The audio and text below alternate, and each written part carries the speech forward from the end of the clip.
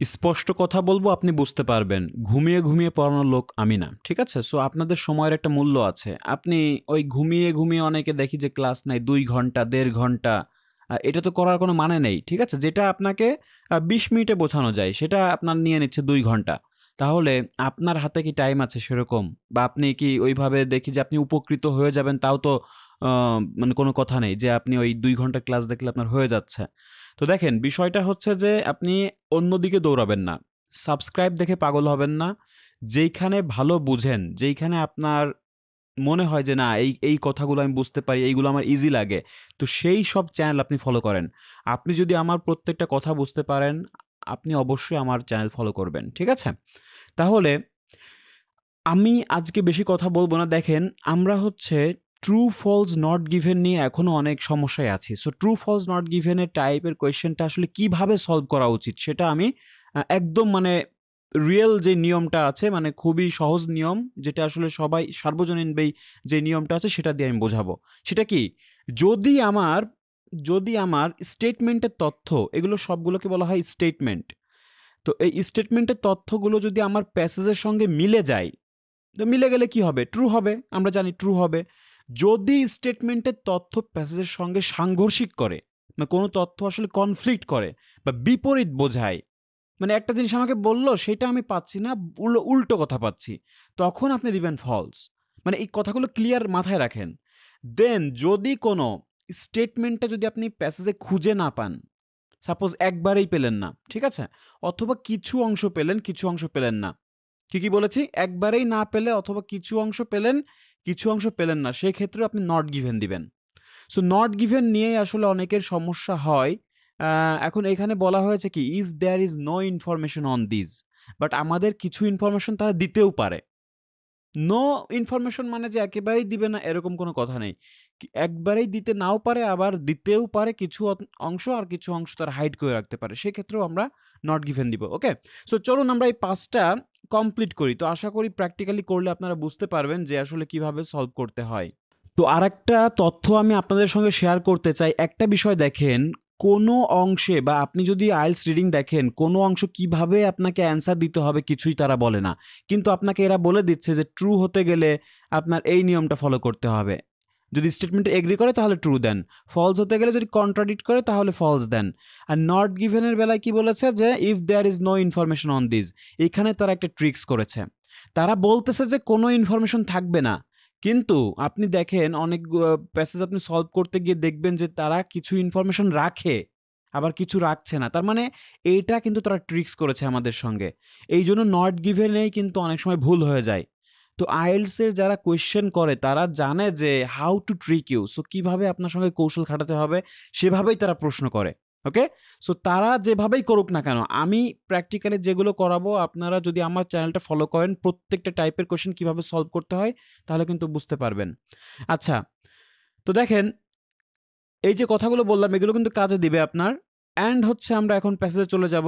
Passage এখন দেখেন, আমাদের প্যাসেজ হলো আগে দিয়ে রাখছে। তারাও একটা ট্রিক্স করেছে। দেখেন, প্যাসেজ আগে দিয়েছে মানে কি আগে প্যাসেজ পড়েন। তারপরে আপনি কোয়েশ্চেন পড়েন। এটা কিন্তু ভুল নিয়ম। এভাবে করলে কখনোই আপনি অ্যান্সার করতে পারবেন না। আগে আপনাকে স্টেটমেন্ট পড়তে হবে। ঠিক আছে? তারপরে আমরা এসে যাব। এখন দেখেন, আমাদের হচ্ছে হেডলাইনটা পড়ে ফেলতে হবে ১ম এ। হেডলাইনে কি বলছে? The largest thing in the universe. ইউনিভার্সের সবচেয়ে বড় বিষয় বা সবচেয়ে বড় বিষয় সেটা নিয়ে তারা আলোচনা করবে। তাহলে আপনার একটা ধারণা আসলো যে ইউনিভার্স বা মহাবিশ্বের কিছু বড় বিষয় নিয়ে আলোচনা করবে। আচ্ছা, তো আমার ১ম প্রশ্ন হচ্ছে, astronomers often find something odd on the sky. তাহলে আমি দেখব অ্যাস্ট্রোনমার কি আসলেই অড মানে কি অদ্ভুত বিষয়গুলো কি স্কাইতে পেয়েছে কিনা। ঠিক আছে? তাহলে দেখব অ্যাস্ট্রোনমার প্রায় কি পায়? অড জিনিস পায়। কোথায়? স্কাইতে পায়। তাহলে এই কথাটা আমি দেখব যে অ্যাস্ট্রোনমার আসলেই কি প্রায় অদ্ভুত জিনিস স্কাইতে পায় কিনা। দেখেন, তাহলে আমি এইটা যদি আমার মাথায় থাকে তাহলে আমি এটাই সার্চ করব। তাহলে ১ম প্যারাতে আমি নেই। এখানে দেখলাম অ্যাস্ট্রোনমারের কথা এখানে আছে। But measuring the thermal radiation. আচ্ছা, তারা অড জিনিস পায় কিনা স্কাইতে এরকম কোনো তথ্য আসলে আমরা এখানে পাচ্ছি না। এখন দেখেন, আমি সর্বোচ্চ ২ টা প্যারা পড়ব। এর ভেতরে যদি আমি তথ্য না পাই তাহলে কি হবে? নট গিভেন হবে। তাহলে আমি এখানে চোখ বন্ধ করে আমার অ্যান্সারটা দিতে পারি নট গিভেন। নট গিভেন মানে এনজি। এনজি লিখলেই নট গিভেন হয়ে যাবে। ঠিক আছে? আপনার রিয়েল এক্সামে এভাবেই লিখবেন। আচ্ছা, এরপরে দেখেন the CMB is thermal radiation across the entire universe. সিএমবিটা কি দেখেন? সিএমবিটা হচ্ছে একটা থার্মাল রেডিয়েশন। আপনি ভেঙে, ভেঙে পড়বেন। ২ টা ২ টা করে জিনিস পড়বেন। তাহলে দেখবেন সব আপনি পানির মতো মানে পড়তে পারছেন। CMB is the thermal radiation across, across মানে পুরো এন্টায়ার ইউনিভার্সে। মানে পুরো মহাবিশ্বে সিএমবিটা একটা থার্মাল রেডিয়েশন। তাহলে আসলে কি কথাটা সত্য, মিথ্যা নাকি নট গিভেন সেটা আমি দেখি। আচ্ছা, তাহলে আমি যেহেতু এখান থেকে পাইনি আমি আবার এইখান থেকেই পড়ি। সিএমবি তারপর আমাদের কিওয়ার্ড আছে। সো সিএমবি কিওয়ার্ড কোথায়? সেটাও আমরা দেখতে পাচ্ছি। দেখেন তাহলে এই প্যারা আমি ভালো করে পড়বো। যে astronomer were measuring the thermal radiation এই কথাটা এখানেও পাচ্ছি। থার্মাল রেডিয়েশন নিয়ে কথাবার্তা বলা হয়েছে। Bathes the entire universe. Okay, entire universe কথাটাও আছে। The global okay to gaze this cosmic microscopic background or CMB is glimpse universe. Okay time. আচ্ছা, অর সিএমবি যেহেতু বলেছে তার মানে সিএমবিটাই হচ্ছে কি, সিএমবিটাই হচ্ছে আপনার যেই পুরো যে থার্মাল রেডিয়েশন এন্টায়ার ইউনিভার্স জুড়ে সেটার কথা বলা হচ্ছে। ওকে, তাহলে thermal radiation entire universe CMB. Okay, যার কারণে আমি কি দিব, যে CMB is thermal radiation across the entire universe কথাটা আসলে সত্য, যার কারণে আমি ট্রু দিব। ট্রু হতে গেলে আমি টি দিব। ওকে, আচ্ছা, এরপর দেখেন দ্য সিএমবি। এখন দেখেন আমরা যেখান থেকে আমরা ২ নম্বরের অ্যান্সারটা পেয়েছি তারপর থেকে আমরা ৩ নম্বরের অ্যান্সারটা খুঁজবো। ওকে, দেখেন এরপরে হচ্ছে সিএমবি আবারও বলতেছে সিএমবি ভ্যারি করে from extremely low to very high temperature. তাহলে এক্সট্রিমলি মানে কি? চরম, চরম। লো মানে কি? নিম্ন থেকে ভেরি হাই টেম্পারেচারে চলে যায়।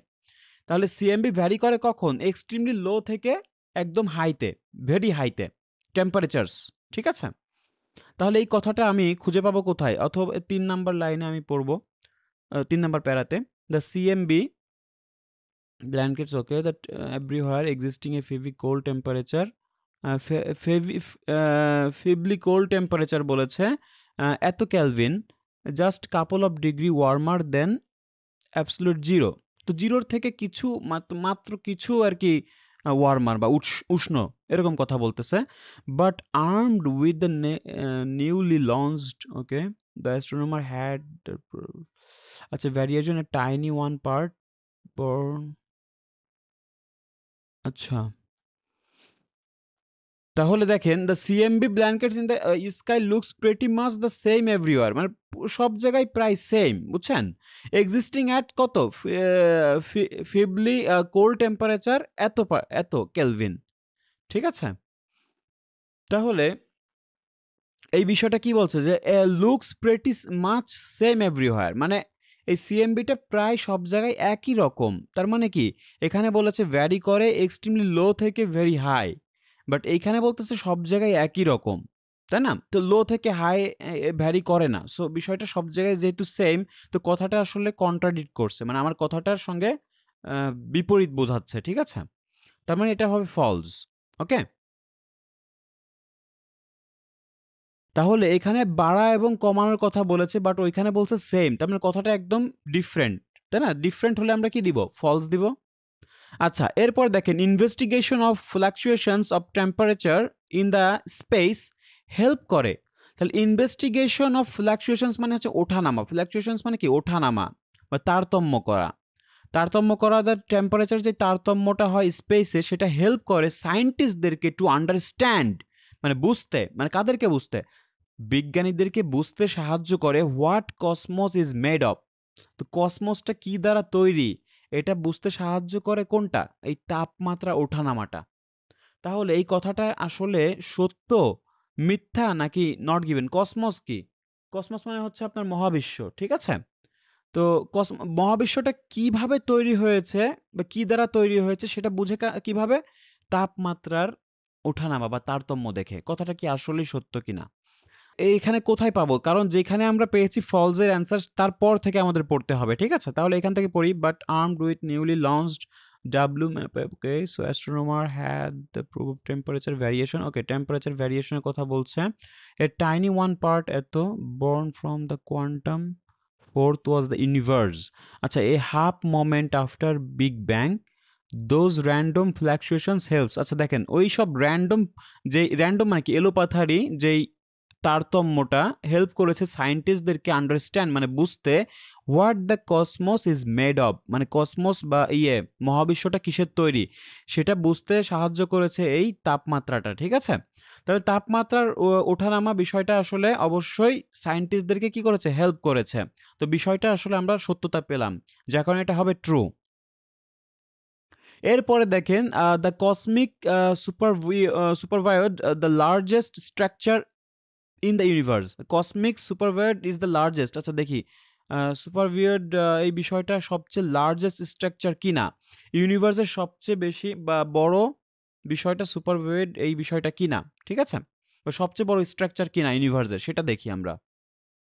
তাহলে এখান থেকে যদি আমরা সার্চ করি সুপারভিয়ড বিষয়টা সবচেয়ে লার্জেস্ট থিং কিনা, আর সুপারভিয়ড বিষয়টা আমরা কোথায় পাবো দেখি। প্যারালাল ওকে, দেখেন এই যে কল্ড সুপারভিয়ড। এখন দেখেন so big that it might be largest structure in the universe. আচ্ছা, might be মানে কি, হতে পারে। ঠিক আছে, এখন ওইখানে বলেছে যে সবচেয়ে বেশি, দেখেন এখানে বলছে যে সবচেয়ে বড় স্ট্রাকচার, আর ওইখানে বলছে যে মাইট বি মানে হতে পারে, তারা শিওর না। আর যদি কোনো বিষয় শিওর না থাকা হয় তাহলে কি হবে, কোনো কিছু যদি শিওর না হয় তাহলে ট্রু আমরা দিতে পারবো না। ঠিক আছে, আবার মনে করেন ফলসও দিতে পারবো না, কারণ এখানে তো বিপরীত কিছু বলেনি। তার মানে সবচেয়ে বড় শূন্য কিনা সেই বিষয়টা আসলে আমাদের জানা, সুপারভিয়ড মানে মানে শূন্য। ঠিক আছে, সবচেয়ে বড় শূন্য কিনা, মহাবিশ্বটা সবচেয়ে বড় শূন্য কিনা, এটা আসলে সবচেয়ে বড় স্ট্রাকচার কিনা, এটা আসলে তারা শিওর না। প্যাসেজে বলতেছে যে মাইট বি হতে পারে, তার মানে যেহেতু শিওর না তার মানে এটা নট গিভেন হবে। ঠিক আছে, এখন আমি এটাই আপনাদেরকে বোঝাতে চাচ্ছিলাম। আপনারা অনেকেই হয়তো ট্রু দিয়ে দিবেন, কারণ সবকিছু মিলে যাচ্ছে, মাইট বি হতে পারে, তো বিপরীত পাচ্ছেন আপনারা ট্রু দিয়ে দেবেন, কিন্তু এখানে নট গিভেন হবে। ঠিক আছে, কারণ এখানে দেখেন এই কথাটার সঙ্গে কিন্তু মিলছে না। তারা যদিও বলে যে if there is no information on this, কিন্তু আমরা তো অনেক ইনফরমেশন পেয়েছি, কিন্তু কি পেলাম সেটা ক্লিয়ারলি বলল না বা শিওরলি কিছু বলল না, যার কারণে আমরা এটা নট গিভেনই দিব। আদারওয়াইজ আপনি যদি অন্য কিছু দেন তাহলে কিন্তু ভুল হবে। হেডিংসটা দেখেন, হেডিংস দেখেই কিন্তু আমরা গেস করতে পারছি দ্য হটেস্ট মান্থ, তাহলে সবচেয়ে গরম মাস নিয়ে কিছু রিসার্চ এখানে করা হয়েছে, সেই তথ্য বা প্যাসেজ আমাদের এখানে দেওয়া হয়েছে। ওকে, সো এখন আমরা যেই কাজটা করব সেটা হচ্ছে আমরা প্যাসেজটা পড়বো, দেন আমরা জানি যে আমরা true false not given serially আসে, সো প্রথম থেকে দেখতে যাব। সো আমরা ১ নাম্বার কোয়েশ্চেনের অ্যান্সার কোথায় পাবো, তারপর ২, তারপর ৩, তারপর এভাবে আমরা ৫টা কোয়েশ্চেন আজকে আমরা সলভ করব। ওকে, আচ্ছা, তাহলে আমরা ১ নাম্বার তথ্য আসলে কি দেখতে পাচ্ছি যে বুঝতে হবে, শর্ট করে পড়বেন, ২টা করে ওয়ার্ড পড়বেন। ঠিক আছে, যেমন Africa had the warmest July day ever on July 1। তাহলে আফ্রিকা হলো একটা দেশ এবং এর ছিল সবচেয়ে গরম মাস জুলাইতে।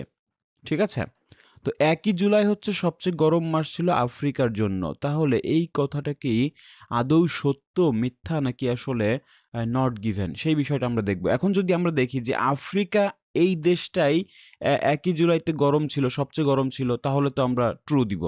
ঠিক আছে, আর যদি দেখি যে না আফ্রিকা না অন্য কোনো কান্ট্রি, তাহলে আমরা তো অবশ্যই এখানে ফলস দিব, তাই না? আর যদি দেখি যে না আফ্রিকা দ্য ওয়ার্মেস্ট জুলাই, কিন্তু জুলাইয়ের ১০ তারিখ বলছে, তাহলেও আমরা ফলস দিব। আর যদি দেখি যে না এরকম কোনো কথাবার্তা হচ্ছে না, কিন্তু আফ্রিকা নিয়ে তথ্য দিয়েছে কিন্তু ভিন্ন তথ্য, তাহলে তো আমরা আসলে ট্রু বা ফলস কোনোটাই দিতে পারি না, তখন আমরা দিব নট গিভেন। ওকে, তো ৩টা দিকই আমরা কিন্তু আগে থেকে গেস করতে পারি যে কোনটা হলে নট গিভেন, কোনটা হলে ট্রু, কোনটা হলে ফলস। আচ্ছা, তাহলে আমি according to the Met Office UK had the warmest July day ever on July 1। আচ্ছা, আপনারা কি দেখতে পাচ্ছেন এখানে, আমরা এই লাইনটাতে ফোকাস করব। দেখেন জুলাই 1 সবচেয়ে ওয়ার্মেস্ট ছিল কোনটা, ওই ইউকে। ইউকে কি, ইউকে হচ্ছে একটা কান্ট্রি, একটা দেশ, ইউনাইটেড কিংডম। তাহলে ইউনাইটেড কিংডম সবচেয়ে গরম ছিল জুলাই মাসে। আর এখানে বলেছে হচ্ছে আফ্রিকা ছিল, তাহলে কি বরাবর আপনি বুঝতেই পারছেন এটা কি হবে? ফলস হবে। তাহলে ফলস হলে আমরা অ্যান্সার দিব এফ। সো আশা করি বুঝতে পেরেছেন কেন এটা ফলস হলো, কারণ এটা কন্ট্রাডিক্ট করছে, মানে আমার একই তথ্য দিচ্ছে কিন্তু দেশের নাম পরিবর্তন করে দিয়েছে। এখন একই বিষয়ে যদি ভিন্ন তথ্য দেয় একই বিষয়ে, তখন আমরা ফলস দিতে পারি। আচ্ছা, এরপরে দেখেন দ্য টেম্পারেচার মানে তাপমাত্রা is rising due to increased level of carbon dioxide in the atmosphere. So অ্যাটমসফিয়ারে কি হচ্ছে, কার্বন ডাইঅক্সাইড বৃদ্ধির ফলে টেম্পারেচারটাও রাইজিং হচ্ছে। তাহলে কিসের কারণে? আপনি অ্যাটমসফিয়ারে কার্বন ডাইঅক্সাইড বৃদ্ধির ফলেই কিন্তু টেম্পারেচারটাও রাইজিং হচ্ছে, মানে এটাও বৃদ্ধি পাচ্ছে। তাহলে মূল কারণ আপনার কি? আপনি আসলে দেখবেন যে আসলেই কি কার্বন ডাইঅক্সাইডের কারণেই কি টেম্পারেচারটা বৃদ্ধি পাচ্ছে কিনা। সো এইটা আমরা দেখব। তাহলে ওয়েন দ্য টেম্পারেচার হিট এত নেয়ার, আচ্ছা এখানে নেই, দ্বিতীয় প্যারাতে আমরা দেখব while the impact increased level of carbon dioxide. দেখেন হোয়াইল যেখানে impact of increased levels of carbon ডাইঅক্সাইডের মাত্রা বৃদ্ধির ফলে ইন দ্য অ্যাটমসফিয়ারে, তার মানে দেখেন অ্যাটমসফিয়ারে কার্বন ডাইঅক্সাইড বৃদ্ধির ফলে এ কি ড্রাইভার ইজ রাইজিং টেম্পারেচার। আচ্ছা, এটা কি ড্রাইভার মানে সবচেয়ে মূল বিষয়, দেখেন এটাকেই দায়ী করা হচ্ছে, কার্বন ডাইঅক্সাইডটাকেই মূল বিষয় হিসেবে আখ্যা দেওয়া হচ্ছে যে এইটার কারণে টেম্পারেচারটা রাইজিং হচ্ছে বা বৃদ্ধি পাচ্ছে। তাহলে কথাটা আমাদের মিলে গেল যে টেম্পারেচার রাইজিং হচ্ছে কিসের ফলে? কার্বন ডাইঅক্সাইডের বৃদ্ধির ফলে। কোথায়? অ্যাটমসফিয়ারে। সো কথাটা আমরা ট্রু দেখতে পেলাম, যার কারণে আমরা এখানে টি দিতে পারি। আচ্ছা, এরপরে দেখেন ২০১৫ সাল ২০১৫ মানে 2015 might be the hottest year in the history. তাহলে 2050 কি হতে পারে? সবচেয়ে গরম বছর হতে পারে, বা উষ্ণ বছর হতে পারে ইন দ্য হিস্ট্রিতে। তাহলে এখানে বলা হচ্ছে 2050 হতে পারে সবচেয়ে গরমের বছর, ঠিক আছে, বা হটেস্ট ইয়ার হিস্ট্রিতে, ইতিহাসে। আচ্ছা, এই কথাটা আসলে সত্য মিথ্যা নাকি নট গিভেন সেটাই আমরা দেখব, যে এই কথাটা ঠিক আছে কিনা, যে হটেস্ট হবে কিনা সবচেয়ে ইতিহাসে। তাহলে 2050 কোথায়? আমি আর বেশি কিছু পড়বো না, এখানে চলে যাব। তাহলে in the recent days, okay okay okay okay so as a result many expert believe that, তাহলে মেনি এক্সপার্ট কি বিশ্বাস করে যে 2015 will be the warmest year. Warmest মানে কি? সবচেয়ে উষ্ণতম বছর on record by some margin. তাহলে সবচেয়ে উষ্ণতম ইয়ার হবে, এটা বিশ্বাস করে কারা? এক্সপার্টসরা। তাহলে 2050তেই হবে 15। তাহলে কথাটা একদম মিলে যাচ্ছে, এটাও আমরা ট্রু দিয়ে দিতে পারি। ওকে, এরপর দেখেন record warming was recorded in various seas. আচ্ছা, record warming was record in various seas such as Black and Azov Sea. Okay, Black and Azov Sea. তাহলে রেকর্ড ওয়ার্মিং ওয়াজ রেকর্ড, আচ্ছা record ওয়ার্মিংটা recorded করা হয়েছিল বিভিন্ন সাগরে, যেমন black and অ্যাজভ সিতে। ওকে, তাহলে আসলে দেখব যে রেকর্ড ওয়ার্মিংটা রেকর্ডেড করা হয়েছিল বিভিন্ন সাগরে, এই দুইটা সাগরে কিনা, ঠিক আছে। আচ্ছা দেখি দ্য সি লেভেল, ওকে ওশানের কথা এখানে বলা হচ্ছে।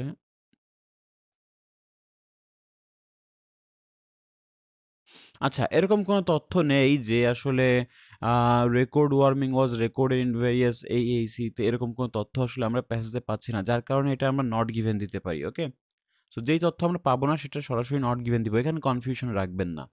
আচ্ছা, এরপরে দেখেন the year 2015 might very well consist of a number of very warm months. তাহলে দেখেন 2015 সাল হতে পারে well consist of a number very warm months, তো অনেকগুলো ওয়ার্ম মাসের সমন্বয়ে 2015টা গঠিত, বা 2015 সালটা কি হতে পারে? অনেকগুলো গরম মাসের সমন্বয়ে গঠিত। আচ্ছা, উষ্ণ মাস আমরা বলতে পারি। মান্থস কিন্তু দেখেন একাধিক মাসের কথা বলা হচ্ছে, মান্থস যেহেতু বলেছে। আচ্ছা, আর কনজিস্ট মানে হচ্ছে গঠিত, ঠিক আছে। সো দেখি এ নাম্বার অফ মানে কি? অনেক। ভেরি ওয়ার্ম মান্থস, তো খুবই উষ্ণ মান্থস নিয়ে আসলে গঠিত 2015, তার মানে একাধিক উষ্ণ মাস নিয়ে গঠিত 2015। ওকে, তাহলে এই কথাটা কি আসলে সত্য, মিথ্যা নাকি নট গিভেন সেটাই আমরা খেয়াল করব। আমরা এই প্যারাতে দেখতে পারি ফাইনাল প্যারাগ্রাফেই আছে যে আ এখানে Peter Scott head climate monitoring attribution ইনি কি বলেছে যে a strong uh El Niño underway the tropical Pacific and this combined a long-term global warming trends. আচ্ছা means there is the potential to see some very warm months. আচ্ছা তাহলে potential to see মানে এখানে সম্ভাবনা আছে। সম্ভাবনা মানে কি? potential মানেই হচ্ছে আপনার might মানে হতে পারে। ঠিক আছে? আর সম্ভাবনা একই কথা। তাহলে potential to see some very warm months. তাহলে এই ইয়ারে দিস ইয়ার মানে ২০১৫ সালে দেখা যেতে পারে সম্ভাব্য অনেক উষ্ণ মাস। ঠিক আছে? তার মানে কথাটা আসলেই সত্য যে এই এই বছরে অনেকগুলো মাসের সমন্বয়ে আসলে উষ্ণ মাসটা আসলে গঠিত। ঠিক আছে? অনেকগুলো উষ্ণ মাস নিয়ে এই সালটা গঠিত। ওকে। সো কথাটা আসলে সত্য যার কারণে আমরা দিব true. Okay? So that's it. আমরা এইভাবে কিন্তু আসলে যদি আমরা কোয়েশ্চেনটা বুঝতে পারি দেন আমরা প্যাসেজে গিয়ে কিন্তু ওই তথ্যটা খুঁজে পেতে পারি। ওকে? সো আপনারা আমি বলব যদি ট্রু ফলস নট গিভেন ভালো করতে হয় অবশ্যই আপনারা কোয়েশ্চেনটা ভালো করে পড়বেন। কোয়েশ্চেনে কি বলেছে এক্সাক্ট তথ্যটা কি চেয়েছে সেটা আপনি পড়বেন এবং গেস করবেন যে কোনটা হলে ট্রু, কোনটা হলে ফলস, কোনটা হলে নট গিভেন। এভাবে নিজের থেকেও এটা গেস করা যায়। সো এভাবে যদি আপনারা করেন আশা করি বুঝতে পারবেন। সো আজকে আমরা কমপ্লিট করলাম ট্রু ফলস নট গিভেন এর exercise 2 okay? So thank you so much for watching the full video. আমার সম্পূর্ণ সবগুলো ভিডিও দেখবেন তাহলে আশা করি ভালো একটা প্রিপারেশন নিয়ে আপনি এক্সামে বসতে পারবেন। ওকে? সো সঙ্গেই থাকবেন।